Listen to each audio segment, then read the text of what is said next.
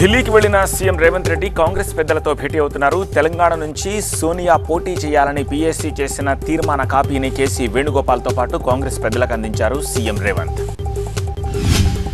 Cabinet berths, MLC పదవులపై high command తోటి చర్చించిన సీఎం రేవంత్ రెడ్డి కీలక నిర్ణయాలు తీసుకుంటారని తెలుస్తోంది. నామినేటెడ్ పదవులపై కూడా రేవంత్ ఢిల్లీ టూర్ తర్వాతే క్లారిటీ రానుంది. సీఎం రేవంత్ రెడ్డి ఢిల్లీ వెళ్లడంతో మంత్రివర్గ విస్తరణలో చోటు కోసం ఆశావహులు తమ వంతు ప్రయత్నాలు చేస్తున్నారు.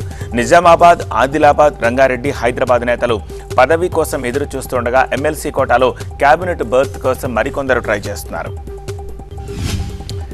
తనకు ఎమ్మెల్సీ పదవిచ్చి కేబినెట్లోకి తీసుకోవాలని కోరుతూ ఖర్గేకు లేఖ రాశారు పొదెం వీరయ్య. 33 ఏళ్లుగా పార్టీలో విశ్వాసంగా ఉన్నానంటూ లేఖలో వివరించారు. హైదరాబాద్ ప్రజాభవన్లో నిర్వహించిన ప్రజావాణిలో పాల్గొని ప్రజల నుంచి అర్జీలు స్వీకరించారు మంత్రి పొన్నం ప్రభాకర్. ప్రజావాణిలో సమస్యలు చెప్పుకునేందుకు భారీ ఎత్తున వచ్చారు ప్రజలు. మంత్రి దామోదర రాజనరసింహతో జూనియర్ డాక్టర్లు జరిపిన చర్చలు సఫలమయ్యాయి. ప్రతి నెల 15వ తేదీలోపు స్టైఫండ్ ఇచ్చేందుకు మంత్రి ఒప్పుకోవడంతో సమ్మె ఆలోచనను విరమించుకున్నారు జూనియర్ డాక్టర్లు. మరికొన్ని నెలల్లో జరగనున్న లోక్సభ ఎన్నికలపై ఫోకస్ పెట్టింది కాంగ్రెస్. తెలంగాణలోని మొత్తం 17 పార్లమెంటు స్థానాలకు ఇన్ఛార్జీలను నియమించింది. తన వ్యాఖ్యలపై తప్పుడు ప్రచారం జరుగుతోందన్నారు సిపిఐ జాతీయ కార్యదర్శి నారాయణ. సమష్టి కృషితోనే తెలంగాణలో కాంగ్రెస్ గెలిచిందన్నారు నారాయణ. ఆర్థిక శాఖ అధికారులతో సీఎం జగన్ సమీక్ష నిర్వహించారు. సీఎం క్యాంపు కార్యాలయంలో జరిగిన ఈ సమావేశంలో సంక్షేమ పథకాలకు నిధులు, ఆర్థిక పరిస్థితిపై చర్చించారు జగన్. గుంటూరులో ఆరోగ్యశ్రీ కార్డుల పంపిణీ కార్యక్రమంలో పాల్గొన్నారు మంత్రి వెడదల రజని. ఆరోగ్యశ్రీ పరిమితిని 5 లక్షల నుంచి 25 లక్షలకు పెంచి వైద్య రంగంలోనే సీఎం జగన్ చరిత్ర సృష్టించారన్నారు వైసీపీ నేతలు. అభ్యర్థుల ఎంపికపై కసరత్తు ముమ్మరం చేసింది వైసీపీ. ఈ ఎన్నికల్లో సీటు దక్కని వారికి ముందే సమాచారం అందిస్తోంది. ఇవాళ వరుసగా 7 ఎమ్మెల్యేలు సీఎం జగన్ను కలుస్తున్నారు. వైసీపీ కీలక నేత సజ్జల, మంత్రి శంకరనారాయణ, ఎమ్మెల్యే కిలారు రోషయ్య, విప్ ప్రసాదరాజులు క్యాంపు కార్యాలయంలో ఉండగా మంత్రి ఉషశ్రీ చరణ్ను పిలిపించింది అధిష్టానం. ఎమ్మెల్యేలు రఘురామిరెడ్డి, కాపు రామచంద్రారెడ్డిని పిలిచి సీట్లపై మాట్లాడుతున్నారు పార్టీ పెద్దలు. విజయవాడ వెస్ట్ నుంచి పోటీ చేస్తానని క్లారిటీ ఇచ్చారు వైసీపీ ఎమ్మెల్యే వెల్లంపల్లి శ్రీనివాసరావు. విజయవాడ అభివృద్ధి నిధుల విడుదల కోసం మేయర్తో కలిసి సీఎంఓకి వెళ్లానన్నారు వెల్లంపల్లి. తిరుమల శ్రీవారిని దర్శించుకున్నారు మంత్రి రోజా. 175 స్థానాల్లో పోటీ చేసేందుకు ప్రతిపక్షాలకు అభ్యర్థులు లేరని, పక్క పార్టీ నేతల కోసం గోతికాడ నక్కల్లా చంద్రబాబు, పవన్ ఎదురు చూస్తున్నారని విమర్శించారు రోజా. టికెట్పై సీఎం జగన్ను కలిసొచ్చాక అనుచరులతోటి భేటీ అయ్యారు జగ్గంపేట ఎమ్మెల్యే జ్యోతుల చంటిబాబు. టికెట్ ఇవ్వడం సాధ్యం కాదని సీఎం జగన్ చెప్పినట్టు ప్రచారం కావడంతో డైలమాలో పడింది ఎమ్మెల్యే చంటిబాబు వర్గం. డిస్క్వాలిఫైడ్ ఎస్ఐ అభ్యర్థుల అఫిడవిట్ను తిరస్కరించింది ఏపీ హైకోర్టు. పోలీస్ రిక్రూట్మెంట్ బోర్డుపై అసత్య ఆరోపణలు చేసినందుకు క్షమాపణ చెబుతూ విడివిడిగా అఫిడవిట్ దాఖలు చేయాలని సూచించింది హైకోర్టు. జడ్జిలను దూషించిన కేసులో కౌంటర్ దాఖలు చేయాలని ప్రతివాదులను ఆదేశించింది హైకోర్టు. స్కిల్ కేసులో చంద్రబాబు అరెస్టు తర్వాత జడ్జిలను దూషిస్తూ సోషల్ మీడియాలో పోస్టింగ్స్ పెట్టిన వైనంపై విచారించి 4 వారాల పాటు వాయిదా వేసింది.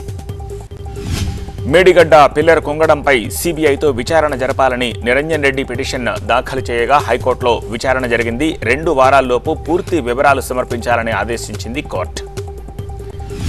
ఏపీ హైకోర్టులో జగన్పై దాడి కేసు విచారణ జరగనుంది. విశాఖ ఎయిర్పోర్టులో తనపై జరిగిన దాడి ఘటనలో సమగ్ర దర్యాప్తు జరిపించాలని పిటిషన్ వేశారు సీఎం జగన్. ఏపీలో ఇసుక కేసుపై హైకోర్టులో విచారణ జరగనుంది. అదే సమయంలో చంద్రబాబు ముందస్తు బెయిల్ పైన తమ వాదనలు వినిపించనున్నారు ఏజీ. విశాఖలో బీజేపీ శక్తి కేంద్ర ప్రముఖుల సమావేశం జరిగింది. ఈ సమావేశానికి బీజేపీ ఏపీ చీఫ్ పురంధేశ్వరి హాజరై వారికి దిశానిర్దేశం చేశారు. డిపిఆర్ లేకుండా విశాఖకు మెట్రో అనడం మోసగించడమే అన్నారు పురంధేశ్వరి.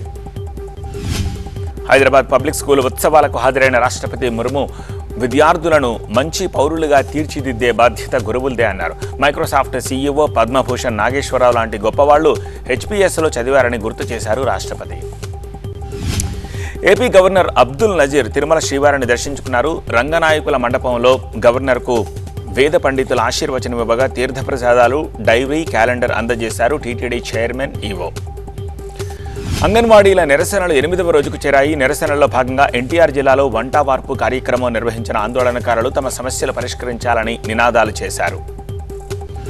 కోవిడ్పై కేంద్రం అలర్ట్తో తెలంగాణ అధికారులు అప్రమత్తమయ్యారు. గాంధీ హాస్పిటల్లో 50 పడకలతోటి ప్రత్యేక వార్డు ఏర్పాటు చేస్తున్నారు. రేపటి నుంచి తెలంగాణ అసెంబ్లీ ప్రారంభం కానుంది. బీఆర్ఎస్ పాలనలో చేసిన అప్పులు, రాష్ట్ర ఆర్థిక పరిస్థితిపై పవర్ పాయింట్ ప్రజెంటేషన్ ఇచ్చేందుకు రెడీ అయింది తెలంగాణ సర్కార్. ప్రభుత్వ పవర్ పాయింట్ ప్రజెంటేషన్తో బీఆర్ఎస్ కూడా అలర్ట్ అయింది. తనకు పవర్ పాయింట్ ప్రజెంటేషన్కు అవకాశం ఇవ్వాలని తెలంగాణ స్పీకర్ గడ్డం ప్రసాద్ కుమార్కు లేఖ రాశారు మాజీ మంత్రి హరీష్ రావు. మెదక్ జిల్లా శివంపేటలో గ్యాస్ ఏజెన్సీల ముందు ప్రజలు పడిగాపులు కాస్తున్నారు. గ్యాస్ సబ్సిడీ కోసం కేవైసీ అప్డేట్ అవసరం అవడంతో ఉదయం నుంచే క్యూ లైన్లో చెప్పులు పెట్టి ప్రజలు నిరీక్షిస్తున్నారు. మహబూబాబాద్ జిల్లా కేశముద్రం వ్యవసాయ మార్కెట్ యార్డుకు 2 రోజుల పాటు సెలవులు ప్రకటించారు. నిన్న రైతుల ఆందోళనలతోటి మార్కెట్ యార్డుకు అధికారులు ఇవాళ రేపు సెలవులు ప్రకటించారు. బస్ భవన్ ముందు ధర్నా చేశారు greater Hyderabad auto taxi driver union. మహిళలకు ఉచిత బస్సు ప్రయాణం ద్వారా తాము నష్టపోతున్నామని ఆవేదన వ్యక్తం చేశారు. నంద్యాల జిల్లా సంజామలలో వీధి కుక్కలు చెలరేగిపోయాయి. శివుడు అనే వ్యక్తికి చెందిన 100 గొర్రెలపై దాడి చేసి చంపాయి. 5 లక్షల ఆస్తి నష్టం జరిగినట్టు ఆవేదన వ్యక్తం చేశాడు బాధితుడు. శ్రీకాకుళం జిల్లా రావిచంద్రిక చౌరస్తాలో రైతులు ఆందోళనకు దిగారు. కొనుగోళ్లు సక్రమంగా జరగట్లేదని ఆరోపిస్తూ ధాన్యం బస్తాలతో ట్రాక్టర్లను రోడ్డుకు అడ్డంగా పెట్టి నిరసన తెలిపారు.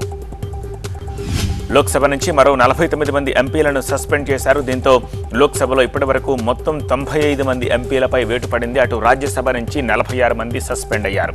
పార్లమెంటు చరిత్రలో ఒకే సెషన్లో 141 మంది ఎంపీలు సస్పెండ్ అవ్వడం ఇదే తొలిసారి. పార్లమెంటు ఉభయ సభల్లో భద్రతా లోపంతో నిరసన తెలిపిన విపక్ష సభ్యుల సస్పెన్షన్పై పలు పార్టీలకు చెందిన ఎంపీలు నిరసన తెలిపారు. గాంధీ విగ్రహం ఎదుట ప్లకార్డులు పట్టి కేంద్రానికి వ్యతిరేకంగా నినాదాలు చేశారు. పార్లమెంటు చరిత్రలో బీజేపీ సర్కారు కొత్త చరిత్ర సృష్టించిందన్నారు కాంగ్రెస్ చీఫ్ మల్లికార్జున ఖర్గే. భద్రతపై ప్రశ్నించిన విపక్ష ఎంపీలను సస్పెండ్ చేసి తన అహంకారం ప్రదర్శిస్తోందని అన్నారు. మోదీ సర్కారుకు అహంకారం పెరిగిందన్నారు కాంగ్రెస్ సీనియర్ నేత అధీర్ రంజన్ చౌదరి. భద్రతపై ప్రశ్నించిన విపక్ష సభ్యుల సస్పెన్షన్పై మోదీ నిరంకుశత్వానికి నిదర్శనమన్నారు. పార్లమెంట్లో సభ్యులకు భద్రత లేదన్నారు ఉద్ధవ్ వర్గం శివసేన నేత ప్రియాంక చతుర్వేది. ఢిల్లీలో బీజేపీ పార్లమెంటరీ పార్టీ సమావేశం ముగిసింది. పార్లమెంట్లో అనుసరించాల్సిన వ్యూహంతో పాటు లోక్సభ ఎన్నికలపై చర్చించారు. ఈ భేటీకి ప్రధాని మోదీతో పాటు అగ్రనేతలు హాజరయ్యారు. పార్లమెంట్లో ప్రతిపక్షాల నిరసనలపై మండిపడ్డారు ప్రధాని మోదీ. ఇటీవల జరిగిన అసెంబ్లీ ఎన్నికల్లో ఓటమి భారం భరించలేకనే భద్రతపై కాంగ్రెస్ రాద్ధాంతం చేస్తోందన్నారు మోదీ. జమ్మూ కాశ్మీర్ సీఎం కేజ్రీవాల్కు ఈడీ సమన్లపై స్పందించారు ఢిల్లీ మంత్రి అతిషి. బీజేపీ నేతల అరాచకాలు పట్టని కేంద్రం విపక్షాలే లక్ష్యంగా దర్యాప్తు సంస్థలను ప్రయోగిస్తోందని ఆరోపించారు. రాజస్థాన్ జైపూర్లోని భరత్పూర్, గిరిరాజ్ ఆలయాలను దర్శించుకుని వెళుతోన్న సీఎం భజన్లాల్ శర్మకు దారి పొడవునా జయ జయధ్వానాలు పలికారు జనం. ఇవాళ సాయంత్రం ప్రధాని మోదీతోటి భేటీ అవుతా అన్నారు. తమిళనాడు సీఎం స్టాలిన్ రాష్ట్రంలో వర్షాలు, వరదల విలయాన్ని పరిశీలించేందుకు ఆహ్వానిస్తానని చెప్పారు. ఢిల్లీ సీఎం కేజ్రీవాల్ తమిళనాడు సీఎం స్టాలిన్తో భేటీ అయ్యారు. పరస్పరం శాలువలతో సన్మానించుకుని జ్ఞాపికలనిచ్చి పుచ్చుకున్నారు. హర్యానా గురుగ్రామ్లోని బదాష్పూర్ ప్రాంతంలో భారీ అగ్ని ప్రమాదం జరిగింది. భారీగా ఎగసిపడిన మంటలకు షాపింగ్ కాంప్లెక్స్ పూర్తిగా దగ్ధమైంది. 4 ఫైర్ ఇంజన్ల సాయంతో మంటలు ఆర్పుతున్నారు. భారీ వర్షాలు, వరదలతో అల్లాడుతోన్న తమిళనాడులో సహాయక చర్యల కోసం ఎయిర్ ఫోర్స్ రంగంలోకి దిగింది. తూత్తుకుడి వరదల్లో చిక్కుకున్న దుబాయ్లో ఐపీఎల్ మినీ వేలం జరుగుతోంది. ఈ వేలంలో విండీస్ క్రికెటర్ పావెల్కు భారీ ధర పలికాడు. 7,40,00,000కు పావెల్ని దక్కించుకుంది రాజస్థాన్ రాయల్స్. 6,80,00,000కు ట్రావిస్ హెడ్ను సొంతం చేసుకుంది సన్ రైజర్స్ హైదరాబాద్.